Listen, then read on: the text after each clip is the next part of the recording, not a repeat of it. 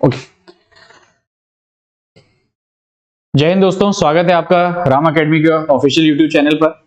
जो हमारी last class हुई थी वो आरबीआई की इंट्रोडक्शन भी हुई थी और उसमें हमने देखा था लास्ट जो हमारा सेक्शन था हमने करेंसी के बारे में बात की थी कि मिंट जो होते हैं वो कहाँ है ना, या सिक्के जो है वो कहाँ टके जाते हैं, टकसाल पे बात की थी। तो आपको याद होगा मैंने बताया था और आपको मैंने होमवर्क दिया था कि आपने याद करना है कि दो जगहों पे क्या जो सिक्के हैं वो आपको पता करने थे कि वहां कौन सा सिंबल होता है, या मिंट या टकसाल, किस टकसाल में क्या उसका सिंबल होता है ना। तो टकसाल की बात करो तो कहां कहां सिक्के बनते हैं, तो फिर से अपन रिपीट करते हैं। आपने बताया था या अपन ने बात की थी, हैदराबाद में सिक्के बनाए जाते हैं, मुंबई में सिक्के बनाए जाते हैं, कोलकाता में सिक्के बनाए जाते हैं और नोएडा में सिक्के बनाए जाते हैं। ऐसा अपन ने देखा था और इसको बोलते थे अपन मिंट टकसाल।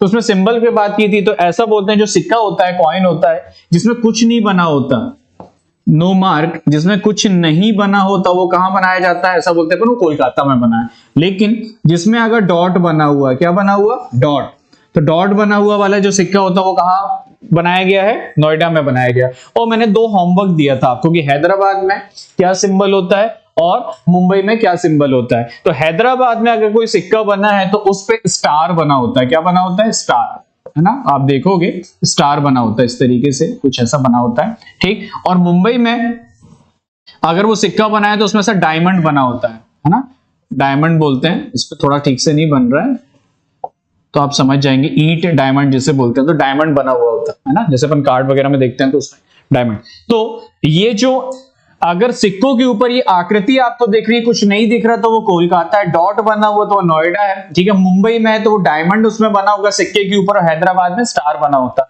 तो ये जो थे हैदराबाद और मुंबई के लिए मैंने आपको होमवर्क दिया था कि आप मुझे कमेंट करके बताएंगे, तो ये सारी बातें वहां पर हमने की थी। तो लास्ट क्लास में हमने आरबीआई का इंट्रोडक्शन देखा है। आज जो हमारी क्लास है वो मॉनेटरी पॉलिसी पे है, मौद्रिक नीति पर है, ठीक है। तो आज हम मॉनेटरी पॉलिसी पे बात करने वाले हैं, मौद्रिक नीति पे बात करने वाले, जो कि आरबीआई का काम है इसे बनाना, ठीक। तो आइए इस पे हम बात करते हैं, ऐसे ही कंटिन्यू करते हैं आज, है ना, देर किए बिना, ठीक है। चलिए आगे बढ़ते हैं, स्टार्ट करते हैं। तो एक्चुअल में जो हमारा सिलेबस है वो होगा पॉलिसीज इन इंडिया, भारत में नीतियां, कि अगर मैं बात करूं आपसे पॉलिसीज इन इंडिया, भारत में नीतियां, तो नीतियां बताने की कोशिश करता हूं आपको। तो भारत में दो प्रकार की नीतियां हैं। एक इंट्रोडक्शन यहां से स्टार्ट होता है, तो लगभग 5-10 मिनट हम इस पे लेंगे, इस पे हम बात करेंगे। तो देश में दो प्रकार की नीतियां होती हैं, एक होती है मौद्रिक नीति जिसे बोलते हैं मॉनेटरी पॉलिसी, और दूसरी होती है राजकोषीय नीति जिसे बोलते हैं फिस्कल पॉलिसी, राजकोषीय, है ना, नीति, फिस्कल पॉलिसी। तो मॉनेटरी पॉलिसी और फिस्कल पॉलिसी क्या होती है, इस पे अपन बात करते हैं। मॉनेटरी और फिस्कल, राजकोषीय। तो दो प्रकार के क्वेश्चन यहां पे देखने को बनते हैं। सबसे पहले, देश में जब दो प्रकार की नीतियां, तो सीधी सी बात है, चलाने वाले भी कितने हैं, दो लोग होंगे। जब देश में दो प्रकार की नीतियां बनाई जा रही तो कितने लोग इसे बनाएंगे, दो लोग। तो क्वेश्चन है मॉनेटरी, तो मॉनेटरी का जो संबंध है वो मनी से होता है। किससे होता है, मनी से। मॉनेटरी जो है मनी या मुद्रा से संबंधित है। तो आप सबको पता, मैंने बताया था लास्ट क्लास में कि मुद्रा संबंधित काम देश में कौन करता है, कौन करता है देश में मुद्रा से संबंधित काम, आरबीआई। तो मनी रिलेटेड जो काम करता है वो आरबीआई करता है। तो एक क्वेश्चन आता है कि मॉनेटरी पॉलिसी कौन बनाता है, तो कौन बनाता है, आरबीआई बनाता है, सिंपल। ऐसे ही राजकोष की बात हो रही है, राज मतलब कंट्री, है ना, स्टेट जैसा बात, और कोष मतलब फंड। तो राज्य के जो कोष को गवर्न कौन करती है, तो हम बोलते हैं भारत सरकार करती है। कौन करती है, भारत सरकार। तो राजकोषीय नीति जो है कौन बनाएगी, गवर्नमेंट ऑफ इंडिया, भारत सरकार।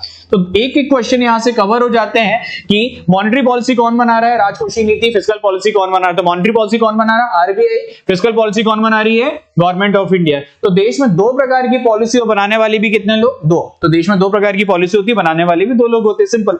तो एक क्वेश्चन हमारा कवर। अब दूसरा क्वेश्चन ये यहां से उत्पन्न होता है, पैदा होता है, दिमाग में आता है कि यार पॉलिसी क्यों बनाई जा रही है ना, इसका उद्देश्य क्या है, कि पॉलिसी क्यों बना रहे हैं हम, है ना। तो किसी ने कोई कारण तो होता होगा कि इसको बनाने का, कि किस ऑब्जेक्टिव से, किस उद्देश्य से ये पॉलिसी बनाई जा रही है, इसका उद्देश्य क्या होगा। कि पॉलिसी तो हमने बोल दिया बनाई जा रही है, लेकिन इसका उद्देश्य क्या, ऑब्जेक्टिव क्या।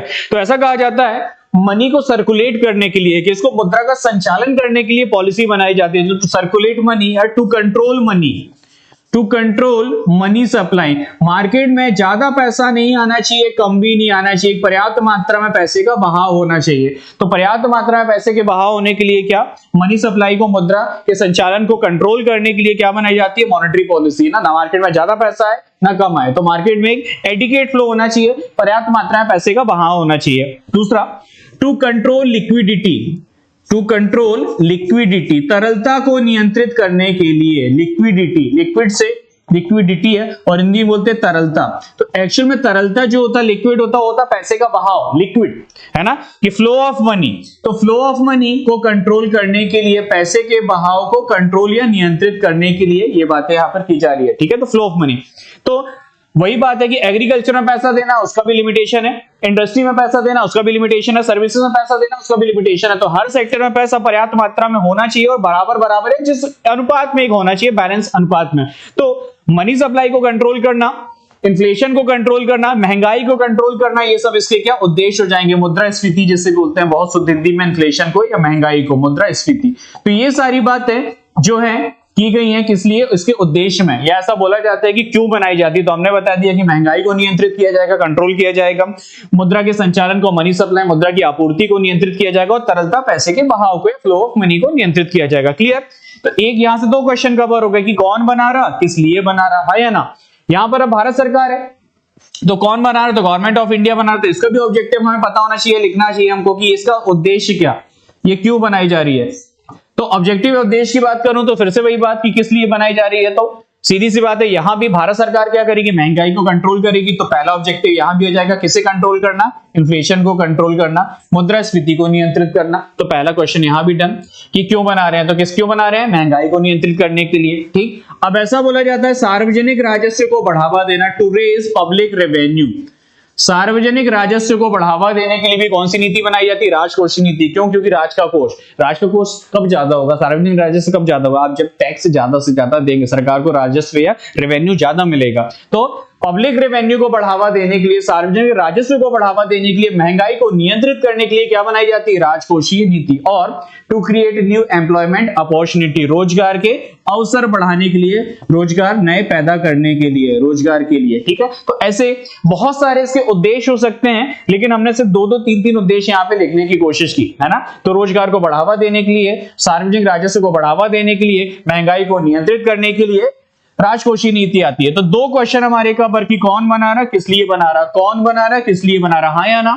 ये दो क्वेश्चन यहां हमारे कवर होते हैं, तो तीसरा क्वेश्चन क्या आएगा दिमाग में, तीसरा क्वेश्चन क्या बन सकता है कि कौन बना रहा, किस लिए बना रहा, तो आपने बता दिया। अब पॉलिसी से तो क्या चलती आएगी, क्या पहले से चली आ रही थी, युगों युगों से तो चलती रहेगी क्या, नहीं। तो उसका होगा क्या, समय, कि पॉलिसी तुम बना तो रहे, तुमने बता तो दिया कि मैं बना रहा हूं इसलिए बना रहा हूं, लेकिन तुम्हें यह बताना पड़ेगा कि इस पॉलिसी को तुम कितने समय तक के लिए बना रहे हो, हाँ या ना। तो क्वेश्चन बड़ा सिंपल है, कई बार क्वेश्चन पूछा गया, चाहे बैंक में, चाहे एसएससी में, चाहे रेलवे, किसी भी एग्जाम में क्वेश्चन पूछा गया है कि मॉनेटरी पॉलिसी का टाइम पीरियड बताइए, इसका वित्तीय वर्ष बताइए, फाइनेंशियल ईयर बताइए, या फिस्कल पॉलिसी का फाइनेंशियल ईयर बताइए। या सीधा क्वेश्चन मेरा आपसे है, आपने बता तो दिया कि मैं बना रहा हूं इसलिए बना रहा हूं, लेकिन आपसे क्वेश्चन पूछेगा ना कि भाई कब तक इसे कंप्लीट करके दोगे, हाँ या ना। तो टाइम पीरियड भी आपको यहां पर बताना पड़ेगा। तो यहां पर है फाइनेंशियल ईयर, है ना, यहां जगह नहीं है तो मैं ऊपर लिख रहा हूं फाइनेंशियल ईयर, वित्तीय वर्ष, कि आप बताइए कि पॉलिसी बना तो रहे लेकिन कब तक बना के दोगे। तो इसका जो वित्तीय वर्ष है, इसका जो फाइनेंशियल ईयर है, इसका जो टाइम पीरियड है, वो स्टार्ट होता 1 अप्रैल से, 1 अप्रैल से 31 मार्च, है ना, जो कि पहले 1 जुलाई से 30 जून होता था, इसे बदल दिया गया है। तो ये अपडेट है कि मौद्रिक नीति जो पहले 1 जुलाई से 30 जून तक होती थी, अब वो हो गई है कितना, 1 अप्रैल से 31 मार्च तक। और राजकोषीय नीति का जो वित्तीय वर्ष या फाइनेंशियल ईयर होता था, वो अभी, जो कि पहले भी 1 अप्रैल होता था, अभी भी कितना, 1 अप्रैल ही है। तो 1 अप्रैल से 31 मार्च। इन शॉर्ट अगर मैं ये आपसे बोलूं कि दोनों का वित्तीय वर्ष क्या है, सेम है, सिमिलर है, एक समान कर दिया गया, हाँ या ना। तो दोनों का वित्तीय वर्ष 1 अप्रैल से चालू होगा और कहां पर खत्म होगा, 31 मार्च पर समाप्त होगा। तो ये चीजें आपने पता होना चाहिए। तो 3 क्वेश्चन मेरे यहां से कवर हो गए, कौन बना रहा, किस लिए बना रहा, कितने समय के लिए बना रहा, कौन बना रहा, किस लिए बना रहा, कितने समय के लिए बना रहा, हाँ या ना। जब पॉलिसीज पे बात हो रही है तो पॉलिसी इस तरीके से आपको चीजें पता होना चाहिए।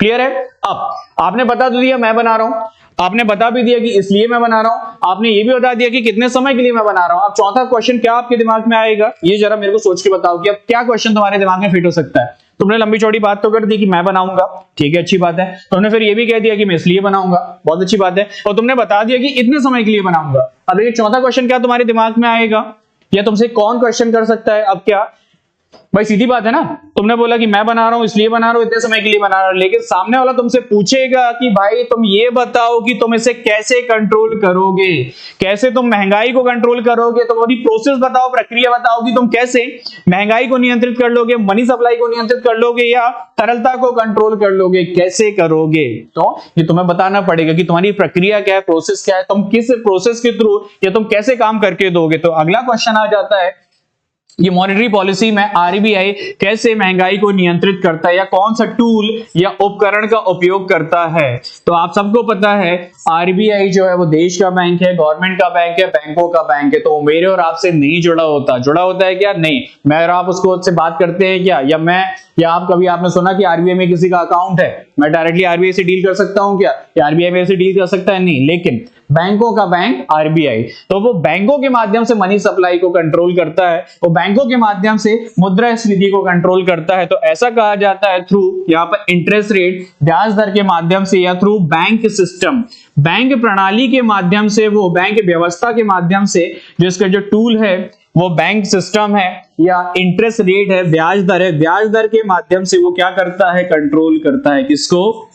मॉनेटरी पॉलिसी को। जो आप सुनते होंगे कि मार्केट में अगर बैंक ज्यादा पैसा उधार ले रहे हैं तो सीधी सी बात है, पैसा मार्केट में कैसा आ रहा है? ज्यादा आ रहा है, तो वो क्या करता है? ब्याज दर बढ़ा देता है ना। और अगर मार्केट में पैसा ज्यादा देना होता है तो ब्याज दर क्या कर देता है? घटा देता है। क्यों? क्योंकि लोन लोगों को ऐसा लगेगा, सस्ता लगेगा, तो सस्ता लगेगा तो लोन ज्यादा से ज्यादा लेंगे, और ब्याज दर अगर बढ़ा दी तो लोन कैसा हो जाएगा? महंगा, तो लोन लोग कम लेंगे। तो इस हिसाब से वो घटा और बढ़ा कर क्या, ब्याज दर को है ना, घटाकर बढ़ाकर वो क्या, अपनी मनी सप्लाई को कंट्रोल करता है, मुद्रास्फीति को कंट्रोल करता है, तरलता को कंट्रोल करता है। तो ये क्वेश्चन पूछा जाता है मॉनेटरी पॉलिसी में आरबीआई कैसे कंट्रोल करता है, तो बैंकों के माध्यम से या ब्याज दर के माध्यम से। क्लियर है? 4 क्वेश्चन कवर। कौन बना रहा, किस लिए बना रहा, कितने समय के लिए बना रहा, कैसे कंट्रोल कर रहा। सिमिलरली यहां 3 क्वेश्चन है मेरे पास में।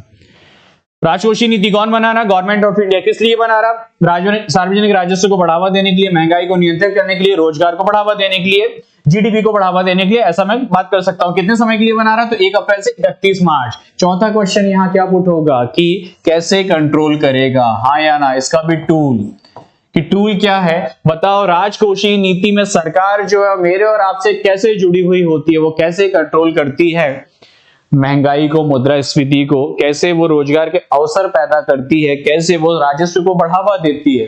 तो ये क्वेश्चन भी कई बार पूछा गया कि राजकोषीय नीति में सरकार किस टूल का यूज करती है, किस उपकरण का उपयोग करती है, या राजकोषीय नीति से वो कैसे है ना कंट्रोल करती है ना। तो यहां पर बहुत सिंपल सा है आंसर, टैक्स सिस्टम, कर प्रणाली है, कर व्यवस्था। टैक्स के माध्यम से सरकार मेरे और आपसे जुड़ी होती है, तो टैक्स के माध्यम से वो क्या करती है ना, राजकोषीय नीति को नियंत्रित करती है। Tax, direct tax, indirect tax, हाँ या ना। या बजट सिस्टम भी यहाँ पे लिखा होता है, तो बजट व्यवस्था के माध्यम से, टैक्स और बजट के माध्यम से वो हमसे क्या है ना जुड़ी हुई होती है। क्योंकि सरकार तो डायरेक्टली जुड़ी होती है, लेकिन आरबीआई इनडायरेक्टली हमसे जुड़ा होता है। तो क्लियर है यहाँ पे 4 क्वेश्चन।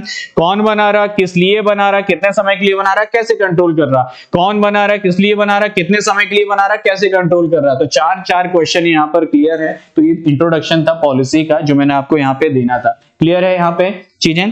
तो ये बताने की मैंने कोशिश की कि कौन बना रहा है, किस लिए बना रहा है, कितने समय के लिए बना रहा है, और कैसे कंट्रोल। अब इसे हम डिटेल में जानेंगे कि कैसे आपने कह दिया कि बैंकों के माध्यम से, ब्याज दर के माध्यम से आरबीआई कंट्रोल करता है, तो इसको हम डिटेल में जानेंगे। और फिर राजकोषीय नीति में भी हम जानेंगे कि टैक्स के माध्यम से, बजट के माध्यम से कैसे सरकार जो है महंगाई को नियंत्रित कर देती है, राजस्व को बढ़ावा दे देती है, रोजगार के नए अवसर प्रदान करती है। तो आइए इस पे हम बात करते हैं। तो जो हम पहला जो पार्ट आज लेके चलेंगे, जो हमारा सिलेबस भी है, वो है monetary policy in India, Bharat में मौद्रिक नीति। ठीक, तो इस पे हम बात करते हैं, स्टार्ट करते हैं।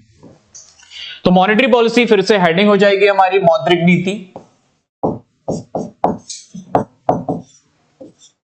मौद्रिक नीति, तो मौद्रिक नीति यहां पर 2 तरीके से मैंने यहां पर बात कर ली कि आरबीआई जो है प्रत्यक्ष और अप्रत्यक्ष रूप से क्या करेगा, अपनी नीति का संचालन करेगा। तो इसके लिए इसने 2 तरीके के इंस्ट्रूमेंट बना के रखे, एक डायरेक्ट इंस्ट्रूमेंट और दूसरा इनडायरेक्ट इंस्ट्रूमेंट।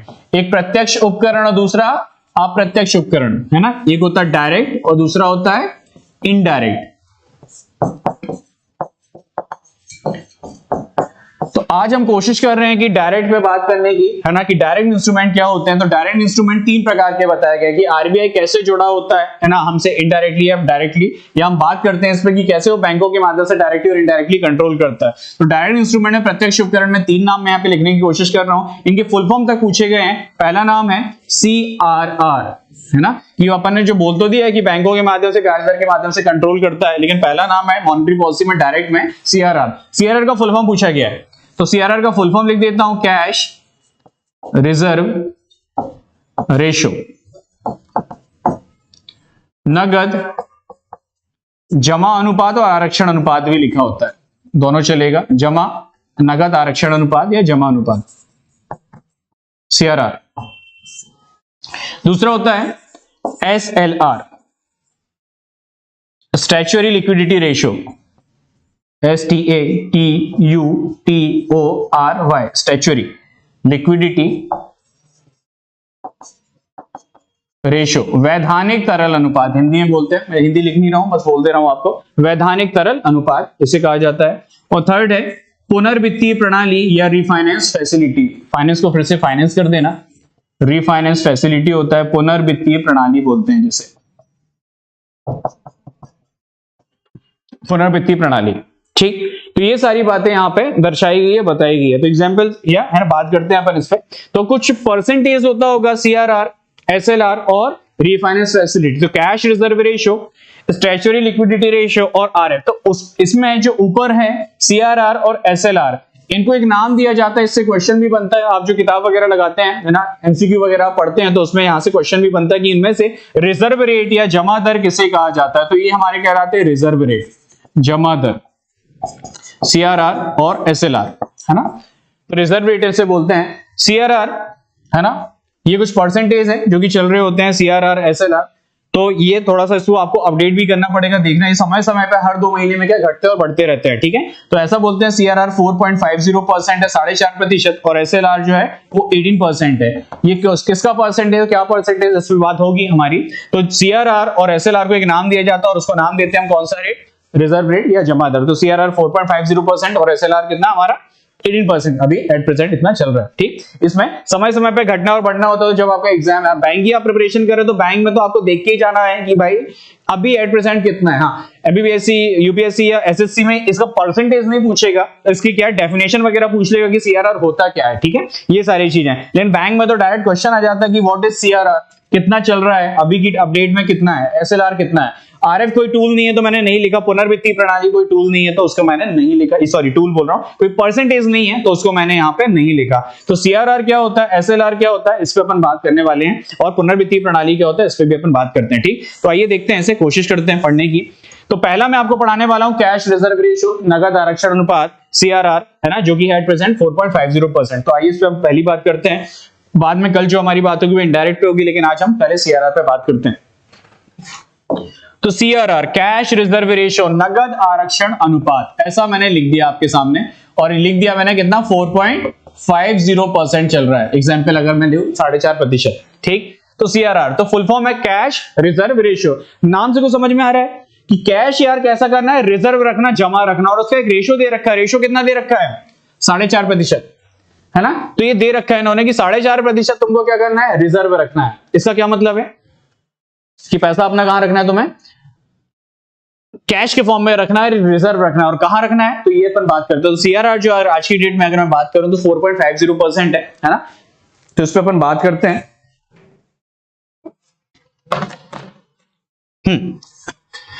तो क्या तुम और मैं रखने जाएंगे क्या, नहीं, यहां पे कौन रखने जाएगा, बैंक, क्योंकि मैं और आप तो RBI से डील नहीं करते। RBI से कौन डील करता है, बैंक डील करता है। तो बड़ा सिंपल सा इसमें अगर मैं बात करूं 4.5% है, तो ये कि schedule commercial bank SCB, schedule commercial bank, एक शब्दावली का इस्तेमाल हुआ। याद करो, आपने कमर्शियल बैंक पढ़ा था। कमर्शियल बैंक का मैंने आपको नाम बताया था कि कमर्शियल बैंक वो बैंक होते हैं जो किसके लिए काम करते हैं, प्रॉफिट के लिए, लाभ कमाने के उद्देश्य से काम करते हैं। वो सारे के सारे बैंक कौन से होते हैं, हमारे कमर्शियल बैंक होते हैं। लेकिन आज एक नया शब्द का इस्तेमाल हुआ, शेड्यूल। इससे क्वेश्चन भी आता है कि मीनिंग ऑफ शेड्यूल बताइए। अनुसूची जिसे हिंदी में बोलते हैं, अनुसूची बैंक है, शेड्यूल बैंक है। तो कमर्शियल का मीनिंग तुम्हें पता था कि लाभ कमाने के उद्देश्य से जो बैंक काम करते हैं वो हमारे कौन से होते हैं, कमर्शियल बैंक होते हैं। लेकिन आज एक शब्द इस्तेमाल हुआ शेड्यूल, तो ऐसा बोलते हैं कि अनुसूची तैयार करिए। अनुसूची को दूसरे शब्दों में बोला जाता है एक लिस्ट तैयार करिए। क्या तैयार करिए, लिस्ट तैयार करिए।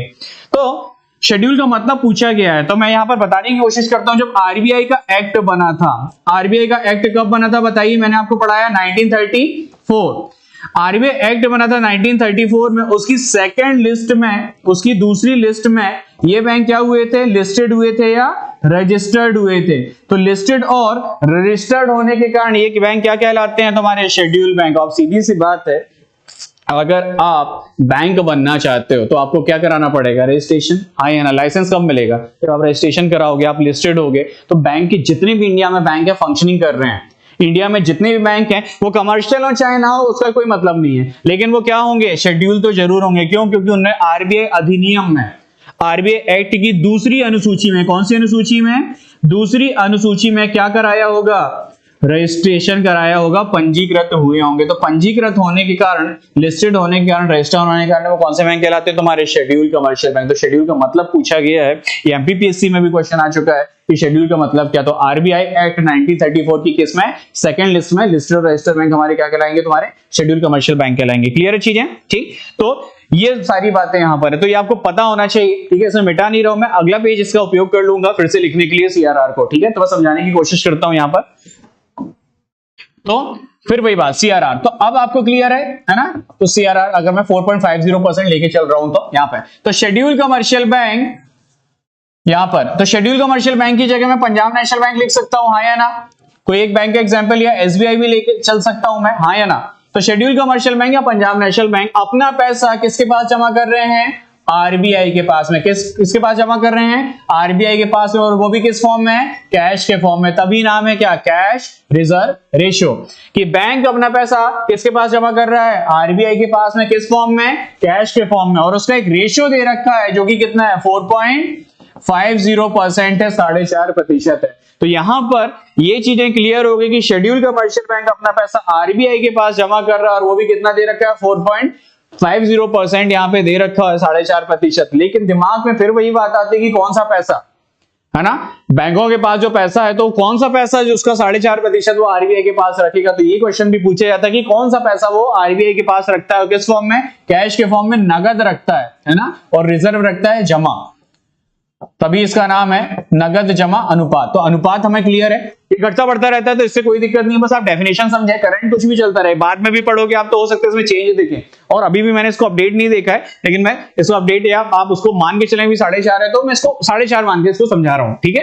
तो शेड्यूल कमर्शियल बैंक अपने एनडीटीएल का, किसका, एनडीटीएल का, शेड्यूल कमर्शियल बैंक अपने एनडीटीएल का 4.5% किसके पास जमा करता है, आरबीआई के पास, वो भी किस फॉर्म में, कैश के फॉर्म में, और कैसा, रिजर्व। तो व्हाट इज एनडीटीएल, तो यहां कंफ्यूजन होता है लोगों को कि कौन सा पैसा। तो इसका हमने फुल फॉर्म लिख दिया, net demand time liability, full form लिख दिया है। फुल फॉर्म भी पूछा जाता है कि एनडीटीएल का फुल फॉर्म क्या है, लायबिलिटी, फुल फॉर्म लिख दिया। फुल फॉर्म से भी चीजें हमें क्लियर नहीं कि निवल मांग एवं समय देनदारी क्या होती है, तो फुल फॉर्म लिख दिया। तो फुल फॉर्म से भी चीजें हमें समझ में नहीं आई। अब क्या, तो आप बात करते हैं। अब आप सबको पता है बैंकों के पास जो पैसा होता है वो किसका पैसा होता है, बैंकों के पास जो पैसा होता है वो किसका पैसा होता है, कस्टमर का, आया ना। तो बैंकों के पास जो पैसा होता है वो कस्टमर का ही होता है, और वो पैसा बैंक अपने पास रखता है, उसी का ही 4.5% कहां रख दे रहा है, वो आरबीआई के पास रख दे रहा है, वो भी किस फॉर्म में, कैश के फॉर्म में, रिजर्व रख दे रहा है। सिंपल यही बात है ना, कि बैंकों के पास जो पैसा होता है वो किसका होता है, कस्टमर का। तो ये एनडीटीएल क्या, तो इस एनडीटीएल को समझाता हूं। तो एनडीटीएल में लिखा हमने नेट डिमांड टाइम लायबिलिटी, निवल मांग एवं समय देनदारियां। तो बैंकों के पास जो पैसा होता है वो कस्टमर का पैसा होता है, और वो भी अकाउंट के फॉर्म में होता है। किसमें होता है, अकाउंट के फॉर्म में। तो बैंक में 4 प्रकार के अकाउंट होते हैं। एक होता है करेंट अकाउंट, जिसे अपन बोलते हैं चालू खाता। एक होता है सेविंग अकाउंट, जिसे बोलते हैं हम बचत खाता। एक होता है रिकरिंग अकाउंट, जिसे बोलते हैं हम आवर्ती जमा। और एक होता है फिक्स अकाउंट, या जिसे आप एफडी कहते हो, सावधि जमा। ये 4 प्रकार के बैंक में अकाउंट होते हैं, एक चालू खाता, एक बचत खाता, एक आवर्ती जमा खाता, और एक सावधि जमा खाता, हाँ या ना। इन चारों अकाउंट के फॉर्म में ही बैंक में पैसा होता है। करेंट अकाउंट क्या होता है, जो व्यवसायी होते हैं, बिजनेसमैन होते हैं, होटल हॉस्पिटल वाले, वो अपना करंट अकाउंट को ओपन करते हैं, जिनको नंबर ऑफ ट्रांजैक्शन दिन में करने होते हैं, कई बार पैसा जमा करना, कई बार पैसा निकालना, वो कौन सा अकाउंट ओपन करते हैं? Current account. सेविंग अकाउंट जो नौकरी पेशा वाले लोग हैं, हम लोग थोड़े बहुत जो पैसा बचत करते हैं डेली बेसिस पे या मंथली बेसिस पे, तो वो पैसा जो भी जमा कर देते हैं किसमें? सेविंग अकाउंट में। तो बचत खाता जनरली जो अकाउंट होता है वो सेविंग अकाउंट। अब रिकरिंग अकाउंट, कईयों को डाउट होता है कि रिकरिंग अकाउंट क्या? तो एग्जांपल, कोई व्यक्ति है, अगर वो पैसा कमा रहा है ना, जैसे मैं बोलूं उसकी सैलरी 50,000 है, 50,000 कमा रहा है, उसका रहना खाना घूमना फिरना सब कुछ 40,000 में हो रहा है। कितने? 40 में। कितना बच रहा है उसको? 10,000। लेकिन जो सैलरी आ रही है वो किसमें आ रही है? सेविंग में आ रही है। तो सेविंग में ऐसा बोला जाता है सबसे ज्यादा इंटरेस्ट मिलता है एफडी पे, फिर मिलता है आरडी पे, रिकरिंग डिपॉजिट जिसको मैंने रिकरिंग अकाउंट बोला, सबसे कम मिलता है सेविंग अकाउंट में। तो उस व्यक्ति का सेविंग अकाउंट है, तो उसने बोला यार 10,000 रुपए अकाउंट में बच ही रहे हैं हर माह, तो एक काम करते हैं आरडी ओपन कर देते हैं। क्या? Recurring deposit. रिकरिंग डिपॉजिट क्या होता है? एक आप फिक्स अमाउंट, इसका फिक्स अमाउंट इसने मान लिया 10,000 जो इसका बच रहा है, आप मिनिमम 6 महीने के लिए, कितने महीने के लिए? 6 महीने के लिए, और मैक्सिमम 10 साल के लिए आप इसे ओपन कर सकते हो। तो इस व्यक्ति ने क्या किया, ये जो इसके 10,000 रुपए बच रहे थे, तो इसको भी पता कि 6 महीने के लिए और 10 साल तक ये ओपन कर सकता, तो ये बैंक गया और बैंक जाकर इसने बोला कि मेरा 2 साल के लिए, कितने साल के लिए? 2 साल के लिए आप एक आरडी का खाता खोल दो कि 10-10 हजार रुपए क्या 2 साल तक क्या होते रहे, मेरे अकाउंट से डिडक्ट होते रहे, है ना, और इसमें मेरे को क्या इंटरेस्ट भी मिलता रहे। तो इस व्यक्ति ने क्या किया कि अपनी आरडी खोली, तो उसे ही बोलते हैं रिकरिंग अकाउंट। उसे ही बोलते हैं क्या? रिकरिंग अकाउंट, कि आपका पैसा आपके अकाउंट से डिडक्ट होता रहता है और एक जमा होता रहता है। तो मिनिमम होती 6 महीने के लिए, होती है 10 साल के लिए, ठीक। और एफडी होती है मिनिमम 7 दिन के लिए। कितने दिन के लिए? 7 दिन। और मैक्सिमम होती है ये भी 10 साल। ये क्वेश्चन भी पूछा जाता है बैंक वगैरह में कि एफडी का मिनिमम समय कितना होता है, तो 7 दिन की सबसे छोटी एफडी होती है और सबसे ज्यादा कितनी होती है? 10 साल की, ठीक है। तो अब लोगों के दिमाग में क्वेश्चन आ रहा होगा कि यार सबसे ज्यादा ब्याज तो एफडी में मिलता, तो उसने एफडी क्यों नहीं कराई, उसने आरडी क्यों कराई सेविंग से? तो सीधी सी बात है यार, आप सबको पता है एफडी में पैसा अपन एक साथ डालते इकट्ठा डालते हैं, हाँ या ना, है ना। लेकिन इसके पास पैसा कैसा आ रहा? हर माह आ रहा, हर महीने बच रहा है, तो इसलिए इसने क्या कराई? आरडी कराई। और एफडी कैसी होती है? एक साथ होती है, उसमें इकट्ठा एक साथ लमसम पैसा अपन डाल देते हैं, इसी वजह से उसने क्या कराई? आरडी कराई। तो सेविंग से ज्यादा है आरडी में, आरडी से ज्यादा एफडी में, सबसे ज्यादा एफडी में मिलता है। क्लियर है? तो इसको शॉर्ट में लिखा होता है किताबों में कासा, इसको शॉर्ट में लिखा होता है CASA, current account, saving account, short में कासा लिखा होता है। और इसको लिखा होता है राफा, रिकरिंग अकाउंट और फिक्स्ड अकाउंट। जो आरडी और एफडी है इसको राफा बोलते हैं, रिकरिंग अकाउंट, फिक्स्ड अकाउंट, इसको राफा, इसको कासा। तो जब आपको पैसे की जरूरत है, बहुत अर्जेंसी है, बहुत ज्यादा पैसा तुम्हें निकालना है, बहुत ज्यादा जरूरत पड़ गई, तो तुम पैसा किससे निकालोगे? अपने करंट अकाउंट या सेविंग अकाउंट से। तो जब तुम्हें पैसे की जरूरत हुई तो पैसा तुमने करंट अकाउंट या सेविंग अकाउंट से निकाला। तो जब तुम्हें डिमांड हुई या रात में 2 बजे भी पैसे की जरूरत हुई, तो भाई बैंक बंद हो गया और एक सबकी एक लिमिट है, तो पैसा एटीएम से निकालना है भाई, है ना। अब इंटरनेट बैंकिंग नहीं है, जो भी है, तो तुम्हें पैसा किससे निकाला? तुमने एटीएम से निकाला। तो जब तुम्हें डिमांड हुई, तुमने पैसा करंट अकाउंट से निकाला या सेविंग अकाउंट से। जैसे अपन एटीएम कार्ड वगैरह स्वैप करते हैं, अपन देखते हैं तो पूछता है कि किससे पैसा निकालना, करंट से निकालना कि सेविंग से निकालना, आता है ना उसमें लिखा। तो जब डिमांड होती है तो पैसा हम करंट या सेविंग से निकालते हैं। तो डिमांड में ओपन होने वाले डिपॉजिट होते हैं हमारे डिमांड डिपॉजिट। तो ऐसा कहा जाता है कि करंट अकाउंट और सेविंग अकाउंट हमारे कौन से डिपॉजिट होते हैं? Demand deposit. लेकिन रिकरिंग और फिक्स में समय का बंधन है। और इस व्यक्ति ने 2 साल के लिए पैसा बोला था कि मेरे 10,000 रुपए अकाउंट से डिडक्ट होते रहे, या अगर मैंने 2 साल की अगर एफडी करवा दी है, क्या 2 साल से पहले वो मैच्योर होगी? नहीं। 2 साल से पहले तुम पैसा निकाल सकते हो? नहीं निकाल सकते, क्योंकि तुमने क्या किया? उसको लॉक पीरियड में डाल दिया कि 2 साल के लिए। लेकिन बहुत ज्यादा अर्जेंसी हो तो पैसा निकल सकता है। किसी घर में मेडिकल कोई फैसिलिटी नहीं है या पैसा उसको जरूरत पड़ गया भाई, है ना, ऐसी इमरजेंसी आ गई, तो पैसा निकाल सकता है। लेकिन क्या जितना ब्याज मिलना था उतना मिलेगा? नहीं मिलेगा। तो समय पे ओपन होने वाले डिपॉजिट राफा, समय का बंधन है, मिनिमम 6 महीने 10 साल, मिनिमम 7 दिन 10 साल। समय पे ओपन होने वाले डिपॉजिट होते हैं कौन से डिपॉजिट? Time deposit. कौन से डिपॉजिट? टाइम डिपॉजिट, हाँ है ना। तो ये हो गया डिमांड डिपॉजिट और ये हो गया टाइम डिपॉजिट। अब जरा एनडीटीएल पढ़ो। एनडीटीएल का full form net demand time liability. ये कैसी लायबिलिटी है तुम्हारी? Demand liability. ये कैसी लायबिलिटी? तुम्हारी टाइम लायबिलिटी। इन चारों अकाउंट का सम टोटल, इन चारों अकाउंट का सम टोटल ही क्या कहलाता है? एनडीटीएल। क्या कहलाता है? एनडीटीएल। तो यही कहलाता है एनडीटीएल। तो सिंपल कि शेड्यूल कमर्शियल बैंक अपने एनडीटीएल का 4.5% कहां रखेगा? आरबीआई के पास रखेगा, वो भी किस फॉर्म में रखेगा, कैश के फॉर्म में रखेगा। तो ये सारी बातें उसे बताइए। तो शेड्यूल कमर्शियल बैंक अपने एनडीटीएल का 4.5% कहां जमा कर रहा है, आरबीआई के पास, वो भी किस फॉर्म में, कैश के फॉर्म में। तो एग्जांपल फिर वही बात कि बैंकों का एनडीटीएल अगर 100 करोड़ है, कितना है, 100 करोड़, मैंने बोला 25 करोड़ करंट में है, 25 करोड़ सेविंग में है, 25 करोड़ की आरडी है, 25 करोड़ की एफडी है, तो टोटल कितना हो गया, मैंने बोला 100 करोड़। तो 100 करोड़ अगर मैंने बोला हो गया, तो 100 करोड़ का 4.5% मतलब कितना, कोई भी चीज अपने आप पे 100%, तो 100 करोड़ का 4.5% मतलब कितना, 4.5 करोड़ रुपए ये पंजाब नेशनल बैंक किसके पास जमा कर देगा, आरबीआई के पास में, हाँ या ना। तो 100 करोड़ अगर एनडीटीएल को 4.5% कहां जमा करना पड़ेगा, आरबीआई के पास, वो भी किस फॉर्म में, कैश के फॉर्म में। और कैसा, रिजर्व, तभी कहलाता है क्या, कैश रिजर्व रेशो। क्लियर है चीजें। तो 100 करोड़ अगर है एनडीटीएल तो उसका 4.5% मतलब 4.5 करोड़ रुपए कहां जमा करना पड़ेगा, आरबीआई के पास। तो शेड्यूल कमर्शियल बैंक या पंजाब नेशनल बैंक या एसबीआई, जितने भी कमर्शियल बैंक है इंडिया में, वो डेली बेसिस पे अपने एनडीटीएल का 4.5% कहां रखेंगे, आरबीआई के पास, वो भी किस फॉर्म में, कैश के फॉर्म में। तभी है कैश रिजर्व रेशो, नगद आरक्षण अनुपात। क्लियर है चीजें, आए ना, कमेंट करके बताना। अब कैसे क्वेश्चन बनते हैं कि शेड्यूल कमर्शियल बैंक जब अपने एनडीटीएल का 4.5% आरबीआई के पास रख रहे हैं, तो क्या आरबीआई उसे कोई इंटरेस्ट देगा। जब बैंक अपना पैसा आरबीआई के पास जमा करते हैं तो क्या आरबीआई उसे कोई ब्याज देगा, तो बिल्कुल नहीं, कोई भी ब्याज की प्राप्ति नहीं होगी। नो इंटरेस्ट मतलब ये मैंडेटरी है, आपको करना ही पड़ेगा। तो आरबीआई कोई भी ब्याज नहीं देता। तो ये क्वेश्चन आ जाता है कि बैंक जब अपना पैसा आरबीआई के पास रखते हैं तो कोई भी इंटरेस्ट उसे मिलता है, तो नो इंटरेस्ट, कोई भी ब्याज की प्राप्ति नहीं होती। ठीक है, तो ये आपको चीजें पता होना चाहिए। अब कोर इकोनॉमी का क्वेश्चन बैंक में और इकोनॉमी में, कि अगर आज की डेट में सीआरआर 4.5%, एग्जाम्पल सुनिएगा, अगर सीआरआर 4.5% से घटाकर मैं 4% कर दूं, मतलब सीआरआर को रिड्यूस कर दूं, कि सीआरआर आज की डेट में 4.5% से घटाकर मैं क्या कर दूं, 4% कर दूं, तो इसका मार्केट में क्या फर्क पड़ेगा, बाजार में इसका क्या फर्क पड़ेगा। तरलता जो है घट जाएगी कि बढ़ जाएगी, तरलता मतलब पैसे का बहाव, तो पैसे का बहाव बताओ घट जाएगा कि बढ़ जाएगा, कमेंट करके मेरे को इसका आंसर करो। कि अगर सीआरआर को मैं रिड्यूस कर दूं, कम कर दूं, 4.5% से आरबीआई अपनी पॉलिसी लेकर आता है और बोलता है कि हम सीआरआर को घटा रहे हैं, 4% कर दे रहे हैं, तो 4% करने पर इसमें बाजार में क्या फर्क पड़ेगा। तो आज की डेट में सीआरआर जो है 4.5% था, मतलब बैंक अब कितना, 4.5 करोड़ रुपए कहां रख रही थी, आरबीआई के पास में। अब उसे 4% कर दिया, मतलब कितना रखेगी वो, 4 करोड़ रुपए, हाँ या ना।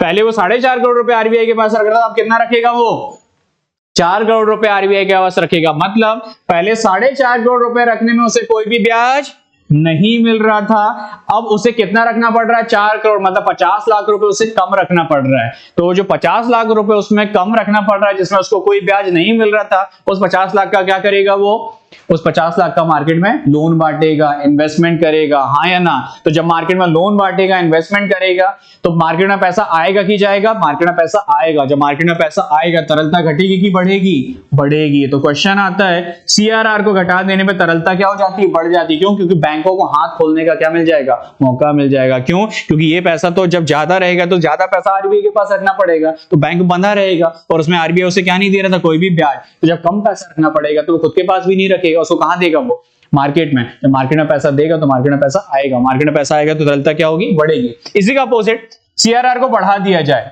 सीआरआर को इंक्रीज कर दिया जाए। आज की डेट में 4.5% से बढ़ाकर कितना कर दिया जाए, 5%। तो एग्जांपल वही कि अगर एनडीटीएल 100 करोड़ है, 100 करोड़ का पहले 4.5% था, तो 4.5 करोड़ रुपए तुम कहां रख रहे थे, आरबीआई के पास, जिसमें आरबीआई तुम्हें कोई भी ब्याज नहीं दे रहा था। अब 4.5% से बढ़ाकर उसे मैंने कर दिया कितना, 5%। मतलब अब कितना रखना पड़ेगा, 5 करोड़ रखना पड़ेगा, किसके पास में, आरबीआई के पास है। मतलब अपनी जेब से 50 लाख और लगाया, पहले 4.5 रखना पड़ रहा था, 5 रखना पड़ेगा, तो 5 करोड़ रुपए रख दिया। तो जो पैसा मैं मार्केट में दे रहा था, इन्वेस्टमेंट कर रहा था, तो वो पैसा मार्केट में दे पाऊंगा क्या, नहीं, वो कहां रख दिया मैंने, आरबीआई के पास। मतलब मार्केट से 50 लाख रुपए क्या हो गए, कम हो गए। तो अब सीआरआर को बढ़ा देने पे तरलता क्या हो जाएगी, कम हो जाएगी, क्योंकि वो पैसा आरबीआई के पास चला गया, वो मार्केट में नहीं आया, तो लिक्विडिटी क्या हो जाएगी, कम हो जाएगी। तो ये क्वेश्चन पूछे जाते हैं। सीआरआर को बढ़ा देने पे तरलता घटेगी कि बढ़ेगी, सीआरआर को बढ़ा देने पे तरलता घटेगी कि बढ़ेगी, कोई फर्क नहीं पड़ेगा। ठीक है, तो सीआरआर जो है कैश रिजर्व रेशियो कितना है, 4.50% है।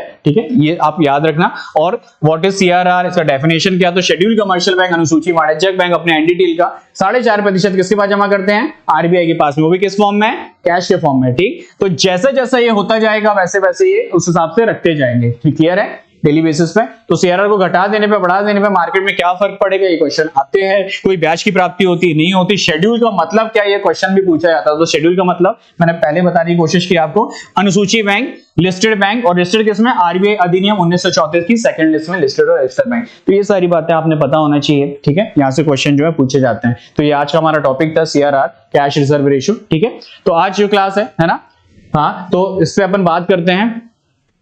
तो इस पे आप चीजें है ना समझ में आपको आया होगा सीआरआर को लेके। तो सीआरआर में इतनी बातें आज की डेट में, बाकी जो बातें होंगी वो कल होंगी, मैं आपको कल बताऊंगा। तो आज हम क्लास यहीं पे विराम कर देते हैं। आपको चीजें अच्छी लगी, कैसी लगी आपको चीजें, तो आप उसमें कमेंट करके बता सकते हैं। आप उसमें अपना रिव्यू भी दे सकते हैं कि चीजें फास्ट तो नहीं हो रही है, चीजें समझ में आ रही कि नहीं आ रही है, ठीक है। और जो भी आपके डाउट है उसको कमेंट सेक्शन में आप उसको पूछ भी सकते हैं। तो यहाँ पर चीजें आपको है ना बोलनी भी पड़ेगी, ठीक है। तो सेशन यहाँ पर आज हम है ना इतना ही लेकर आ रहे हैं। जो हमारी क्लास होगी तो कल हम इसके बाद कंटिन्यू जब करेंगे वो क्या करेंगे, एसएलआर करेंगे, रिफाइनेंस फैसिलिटी करेंगे, और फिर उसके बाद हम इनडायरेक्ट इंस्ट्रूमेंट पे चले जाएंगे, जिसमें आप पढ़ोगे रेपो रेट, रिवर्स रेपो, जो न्यूज़पेपर वगैरह में आता है कि what is repo, what is reverse repo, है ना। लोन महंगा हो गया, ईएमआई महंगी हो गई, ईएमआई सस्ती हो गई, तो ये क्या शब्दावली है जो आज की डेट में हम जो इकोनॉमी में जो शब्दावली में हम देखते हैं, तो उस पर भी हम बात करने की कोशिश करेंगे, ठीक है। तो आज हम क्लास यहीं पे है ना इसको विराम देते हैं। तो ओके, थैंक यू, है ना। जो भी है फिर आप प्लीज मेरे को अपडेट करिए। जय हिंद।